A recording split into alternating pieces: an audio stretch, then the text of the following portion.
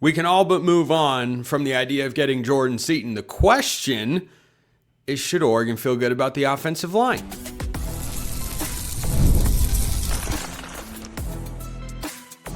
You are Locked On Ducks, your daily podcast on the Oregon Ducks. Part of the Locked On Podcast Network, your team every day. Yes, it is that time once again for Locked On Ducks. I'm your host, Spencer McLaughlin. Thank you all so much for making this your first listen or your first view of the day. It is part of the Locked On Podcast Network, your team every day, the number one sports podcast network out there. Thank you all so much, especially my everydayers, for helping make that the case. Dante Moore, how big could his 2026 season be?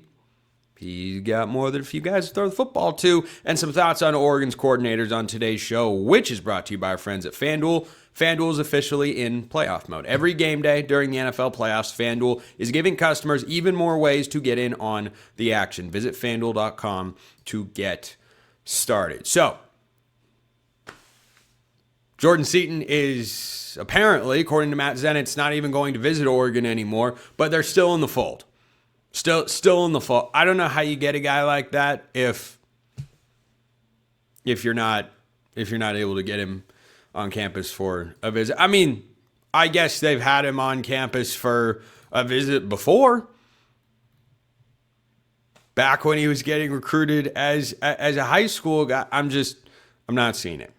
I'm not seeing it. And I think there's a world where Oregon's just done adding transfer portal offensive linemen. That number, by the way, is currently sitting at 1. Michael Bennett, who they brought over from Yale at offensive tackle. Now, without Jordan Seaton, do you have some question marks at offensive tackle? Yeah, you have more than you would if Seaton hadn't arrived. I frankly have a bigger question at guard, and I'm gonna lay out a theory for all of you.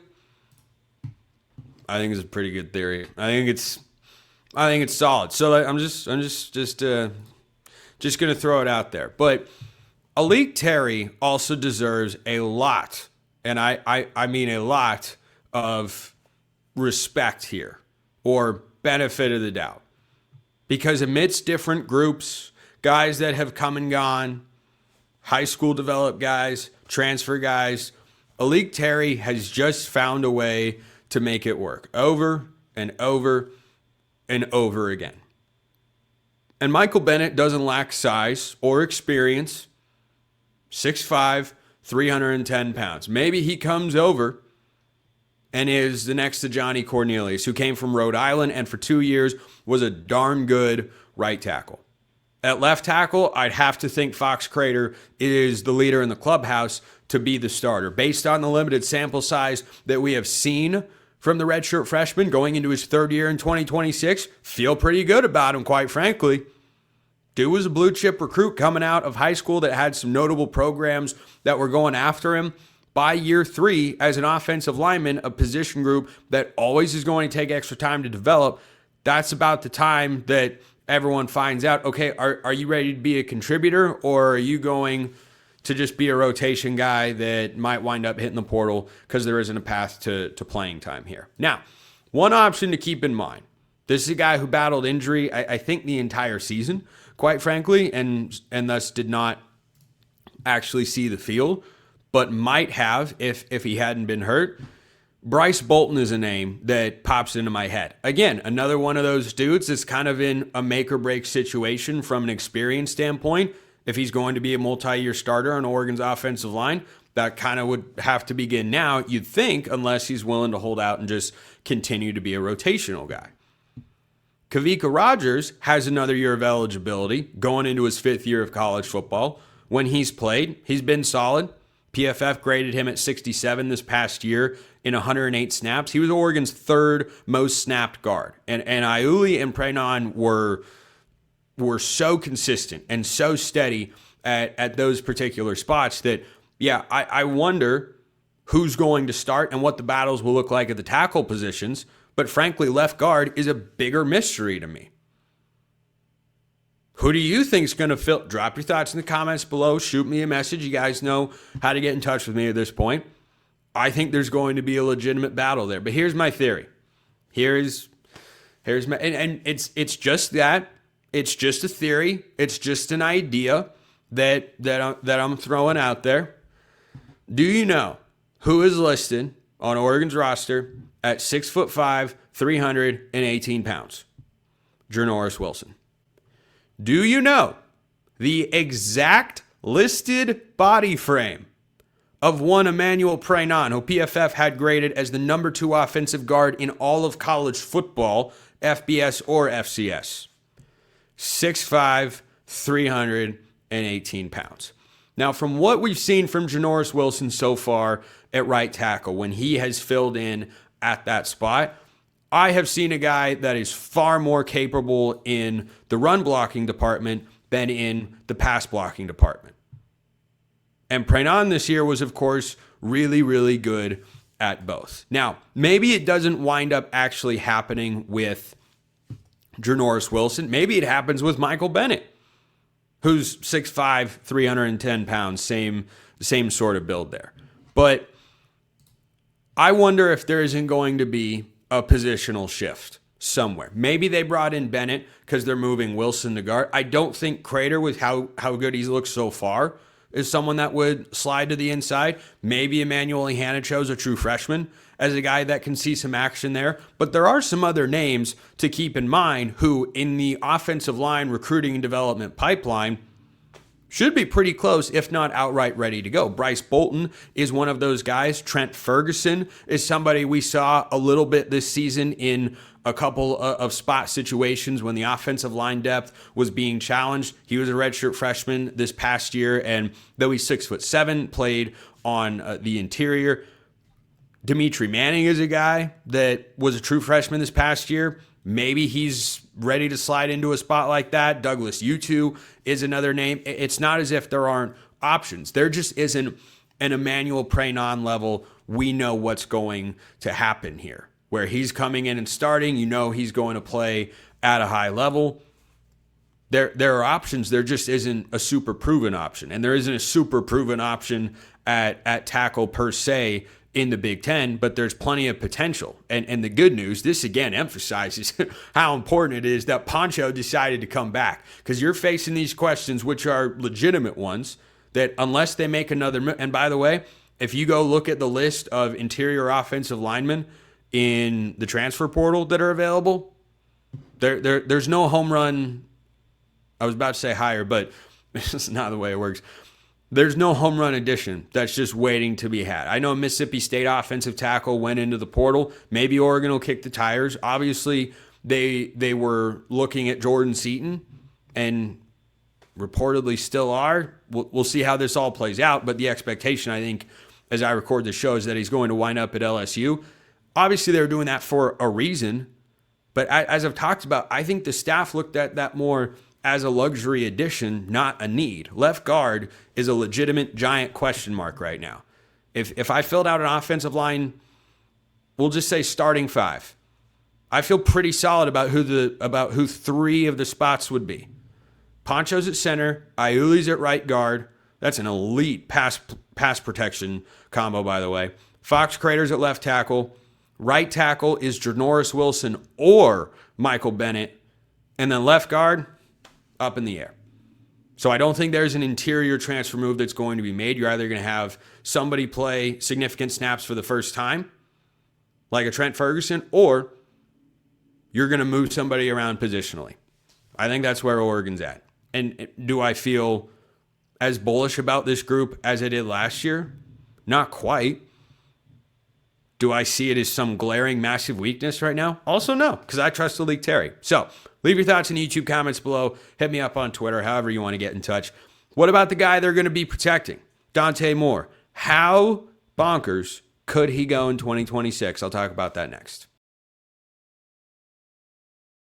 First, this episode is brought to you by our friends over at FanDuel. So the college football playoff has come and gone now, and Oregon will look to return there for a third straight season in 2026. And if you think that's going to happen eventually, that's something you'll be able to bet on at FanDuel. Futures bets are going to arise. I don't know the exact date, but they show up at FanDuel, and boy, I tell you, for someone like me in the content creation space, that's a lot of juice, a lot of energy, a lot of interest and intrigue when FanDuel releases those lines. And if you want to get in on the action for the NBA, for the NFL, when baseball season rolls around, everything you want, FanDuel has got you covered. And if college football is your thing, if college basketball is your thing, then FanDuel has got you covered. Point spreads, point totals, money lines, live betting, FanDuel has got you covered. What do you think right now Oregon's win total will be with their schedule next year? They have to go to Ohio State. Oof.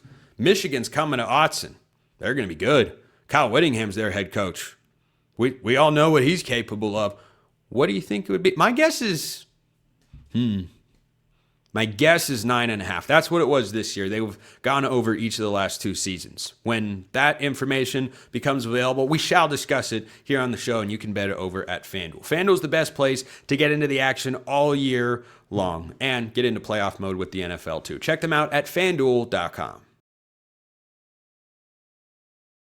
You're listening to Locked On Ducks. Thank you for making it your first listen of the day, and thank you for making Locked On the #1 sports podcast network. If you haven't already, go check out our new Everydayer Club. Access to an ad-free audio feed for this Locked On Ducks show that I thank you all for consuming. Compatible with Apple Podcasts, Spotify, and every other major podcast app. Plus, you can join the members-only Locked On Everydayer Club Discord server, and you get discounts on merchandise, access to the Locked On Sports Today audio feed, and much more. You want to become an everydayer? This is the place for you. Check out the Locked On Everydayer Club today. Nothing more important than a second segment sip. No position more important than the quarterback. Couple of SSAs here. These are good ones. I like these. For those of you that are new here, SSA is what we call Spencer Scale of Agreement. You send me a take. I give you 1 to 10, half numbers included, how much I agree and why. So this one said, edited for G-rated purposes, screw it, SSA. Dante Moore throws for 4,000 yards and 30 touchdowns. Jordan Davison goes for 1,000 yards rushing and 15 touchdowns. Whew. Lofty goals. Last quarterback to throw for 4,000 yards in a season was Bo Nix. Do you know when he did it? His second year with the Ducks, after being a perceived 5-star bus transfer from his previous stop. Interesting. Very, very interesting. Yeah, 30 touchdowns. He didn't quite get there in the regular season, but had a good year. Dante Moore had a really good season, completed over 70% of his throws. Now Drew Mehringer steps in as the offensive coordinator. It is worthy to note, before I rate this SSA, Dakorien Moore announced that he officially re-signed with Oregon. And look, there wasn't a huge doubt in my mind that was going to happen, because he'd previously announced an NIL deal with the Ducks or Nike that had been, I think, a couple months ago is when that got announced. Did Dakorien Moore have the season that he was shaping up to have? No, the injury really derailed it. And once he got back, never fully incorporated himself into the fold. He is, of course, one of 4 very capable pass-catching targets for Dante Moore. And I will say, though I wasn't surprised in the slightest Dante Moore re-signed with the Ducks, if you'd given me an SSA on Dakorien Moore leaves after 1 year, and that would have caused quite the uproar, by the way, I wouldn't have had it at a 1. I probably would have had it at 2. That's probably where it would have topped out at. But once he got back, there wasn't, a major emphasis to get him the football. And I think one thing that Oregon fans are disappointed with after the fact from the Will Stein era as offensive coordinator is his mantra that everyone repeated was feed the studs. Feed the studs. And then in the biggest games, from time to time, not every time, but there were instances in which it felt like the studs were not being targeted sufficiently. Now, some of that was on Will Stein, and some of that is also on Dante Moore. It is not fair to give Will Stein 100% of the blame for that in certain moments. One thing that I will reiterate a lot this offseason that I want to see next year is, with the array of pass catchers, when you could have a 5-wide set, which Oregon has done a lot of with success in the last couple of years, and the concepts that they run out of it. When Dante Moore's behind center, from a Remington Award finalist in Poncho, and you should be able to figure out your offensive line, and Jamari Johnson's your closest strong side target at tight end. And then to the right of him is probably some combination of Dante Moore and Evan Stewart. And then on the other side, you got Iverson Hooks and Jeremiah McLaughlin. There should be a step up in Dante Moore's passing yardage. 4,000 is a lot. Now, there's no specific timetable on this particular SSA as to when the yards have to occur, that like it has to be in the regular season or it doesn't. 4,000, 30 touchdowns with Jordan Davison going for 1,000 yards and 15 touchdowns. Well, Jordan Davison, the touchdown maker, I don't expect that to change. I'm pretty sure he had. Actually, let me pull that up real quick because I actually don't know off the top of my head. I should, but that's what stats are for. Davison had 15 touchdowns this year. Man, that's awesome. And 677 yards. So, I talked about they added Brandon Smith, a true freshman, to get him to 5 scholarship running backs for 2026. I think Davison 1K and 15 is more likely than Dante Moore and 4K and 30. But honestly, I'm giving this one a 6.5. I feel pretty solid about it. I hope Mehringer airs it out and trusts Dante Moore, and that Dante trusts himself and his receivers to make plays. The weapons are going to be there. And Davison going for 1K and 15 touchdowns, he was only the go-to running back for half the season, and he went for 677. Is that what I just said? 677 and 15 touchdowns. So, yeah, I'll give that one a 6.5. It's lofty. If this had been 3,500 yards for Dante Moore, I probably would have put it at like an 8. 4,000 is a lot, but feasible? Yeah, absolutely. For reference, Dante Moore this year ended the season with 3,565 yards, 30 touchdowns, and 10 interceptions. So, yeah, that he hits 4,000. Actually, I'm going to bump that up, 7.5. 7.5 on the SSA. Here's another one. SSA, Oregon's starting defenders, ranked 1 through 11, went in this order. Oof. This is some hardcore SSA work here. I love it. 1, Brandon Finney. 2, Dylan Thieneman. 3, Tatum Tuioti. I have no qualms so far. 4, Amari Washington. 5, Bear Alexander. 6, Mateo. 7, Jaden Kennedy. Nope, I have a qualm there. Kennedy is too low. 8, Aaron Flowers. 9, Bryce Betcher. 10, Jerry Mixon. 11, Ife Obadegwu.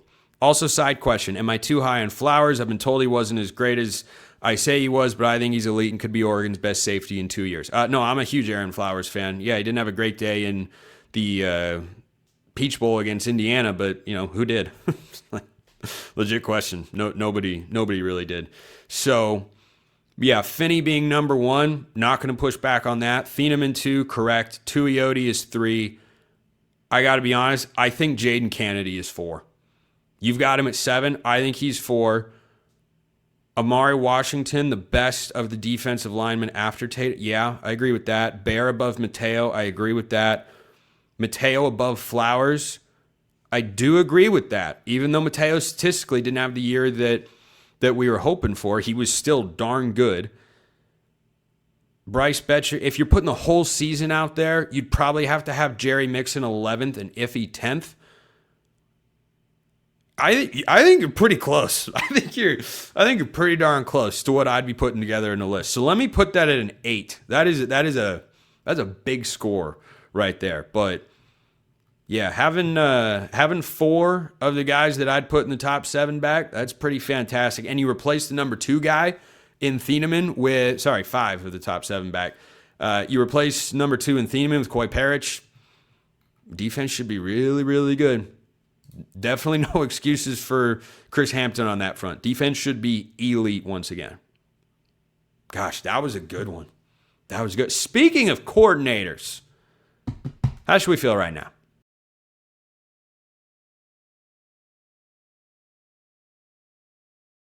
All right, couple mailbag questions here going back to the Indiana game a bit. Portal has been busy here, filling up the show. One of you asks, would it have been better to let Will and Tosh walk? Answer, not in a million years. No. Absolutely, positively not. No way. So the best example of this I can give is if you go back to the 2022 Holiday Bowl against North Carolina, which was a great college football game. I think it was Mac Brown's last. No, that wouldn't have been the last one because Bill Belichick got hired this before this past year. Can't believe that didn't work out. Anyway, were Will and Tosh at least somewhat distracted, and there were a lot of reports of people that were there asking him questions and talking to him about, how exhausted they looked? Yeah, of course. It has to take some of your attention away. Do I think that hurt Oregon's performance on the field? Yes. Yes, I do. Without question. It was one of the reasons, amongst several others, that I picked Oregon to lose the football game to the Hoosiers, is you've got both coordinators that can't possibly be devoting 100% of their time to this game. And the little things can slip through the cracks when that happens. And in a game like Texas Tech, who's a really good team, but only had one side of the ball that was really national title caliber,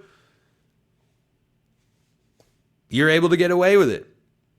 And you got to, frankly, the mistakes that, this is what it came down to. The mistakes that showed up in the Texas Tech game on offense showed up again in the Indiana game. Indiana's just far more capable of taking advantage of it, and Texas Tech wasn't. That was really the difference there. So I think it had to have played a factor for sure. Do you make a change there? No. If you go watch the variety and just types of plays that were called in 2022 in that Holiday Bowl when Dillingham left and Mehringer and Junior Adams became co-OCs, and I think Mehringer was the one that was calling the plays. They were running a lot of the same pretty simple concepts for the most part. It didn't look like the same offense Kenny Dillingham had dialed up all season long. It was good enough, but it wasn't anywhere near, what that offense was capable of with Bo Nix at the helm. So, no, I get that it's difficult. Again, my frustration is not so much with those guys for wanting to be head coaches as much as it is the college football calendar, which is so ridiculously stupid. NFL coordinators right now can interview for other jobs amidst playoff runs. My guy Clint Kubiak, the OC for the Seahawks, has interviewed for head coaching jobs.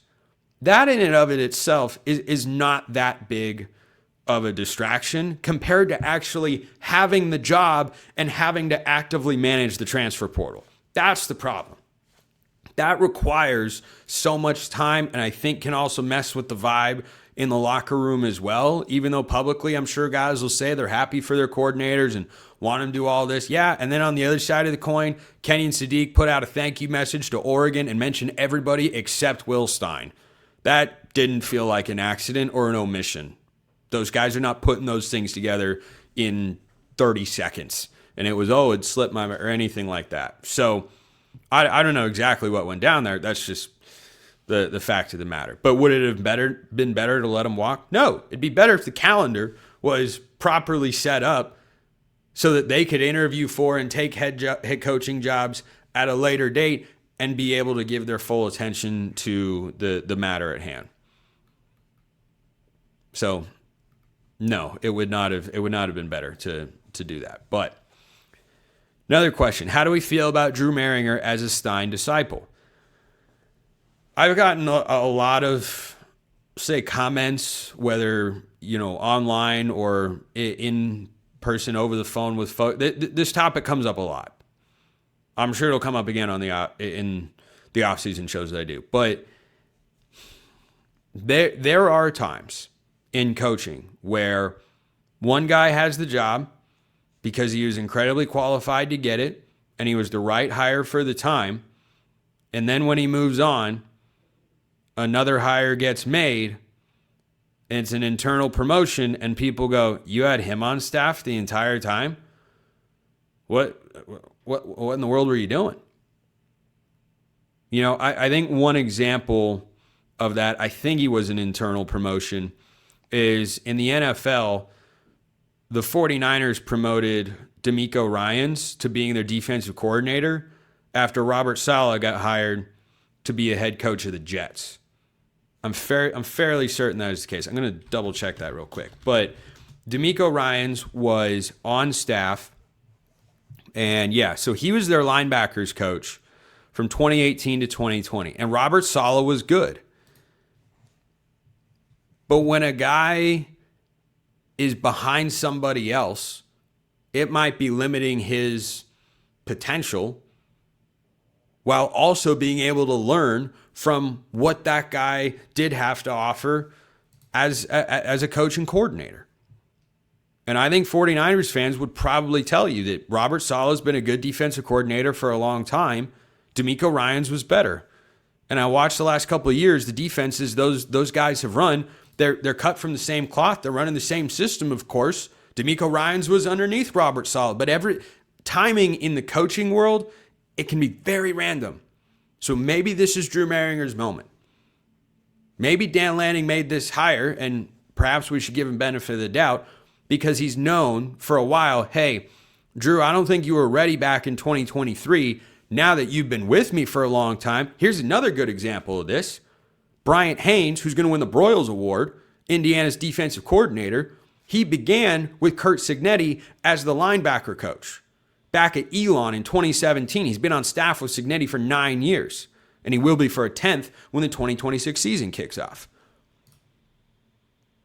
He is better than other defensive coordinators Cignetti has had. The head coach just has to, I guess, feel like he's got the timing right, or that it's finally your turn to have this opportunity. It happens more often than you would think. It really does. Do I think Oregon could have gone out and hired a big-time OC, an up-and-coming star like Dillingham or Stein? Yes, I do think they absolutely could have. I have also seen this work out. And I know what you're getting at with the question of, Mehringer being a disciple of Will Stein, and there were obviously limitations to, what Will Stein was able to do for all the good things that he did, and there were a lot of good things, to be sure. Will Stein also this year was working with an inexperienced quarterback, and we saw that in the Peach Bowl and many other games. And that can limit what you feel like you can do and are going to be able to do. So Drew Mehringer is going to have a better version of Dante Moore in 2026. That's to his advantage. And just because he's learned under Will Stein and worked with him for the last several years doesn't mean there aren't things that, maybe Stein did that Mehringer in his head goes, I wouldn't have done that. Man, I don't know why we're doing it that way. If I ever have the turn. Okay, now it's my turn. So we can see what he's got. By the way, on the trivia yesterday, I did not exactly nail it, but I was not wildly far off. The question was, what is Oregon's record for scoring at least 30 points in consecutive games, and in which 2 seasons did it occur? Slightly ambiguous on the question. Was it one streak over 2 seasons, or the same length streak in 2 separate seasons? I went same length streak, 2 separate seasons of 8 games. My guesses were 2011 and 2014. I was on the right track. 2011 to 2012. From the Darren Thomas to Marcus Mariota era, Oregon had a 23-game stretch in which they scored at least 30 points. I'm not going to mention the game that ended that streak, but that was a good one. Good trivia clue. That's how we wrap today's show. Appreciate everyone listening. See you next time. Until then, hope you have a wonderful rest of your day, and go Ducks.